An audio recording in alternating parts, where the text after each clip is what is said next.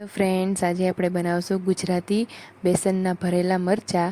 તેના માટે આપણે સૌપ્રથમ એક વાસણમાં 1 ચમચી જેટલું તેલ લઈ તેમાં એક નાની વાટકી જેટલો ચણાનો લોટ લેવાનો છે. આશરે 4 ચમચા જેટલો છે. તેમાં આપણે એને બરાબર 5 મિનિટ શેકી લેવાનો છે.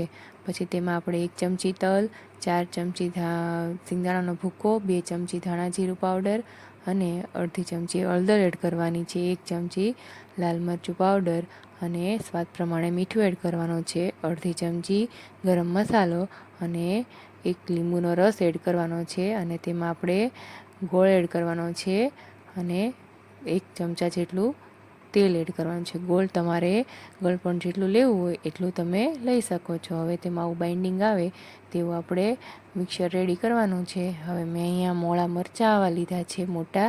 તેમાં સ્ટફિંગ આવી રીતના ફિલ કરી દેવાનું છે વ્યવસ્થિત રીતના. બધા મરચાં રેડી થઈ જાય એટલે એક વાસણમાં તેલ લઈ તેમાં આપણે એને ગરમ થાય એટલે તેમાં થોડીક રાઈ અને હિંગ એડ કરવાની છે અને તેમાં મરચાં બધા એડ કરી દેવાના છે. મરચાં બધા એડ થઈ જાય એટલે તેને આપણે ઢાંકણ ઢાંકીને 2 થી 5 મિનિટ ચડવા દેવાનું છે. વચ્ચે ઓપન કરીને આપણે ચેક કરી લેવાનું છે અને મરચાંને ટર્ન કરી દેવાના છે. અને ફરીવાર તેને આપણે ઢાંકીને 2 મિનિટ ચડવા દેશું એટલે આપણા મરચાં એકદમ આવી રીતના સોફ્ટ થઈ જશે અને ચડી જશે. તો તૈયાર છે આપણા ભરેલા બેસનના મરચાં. જો તમારે મારી રેસીપી ગમે હોય તો મારી ચેનલને લાઇક, શેર અને સબસ્ક્રાઈબ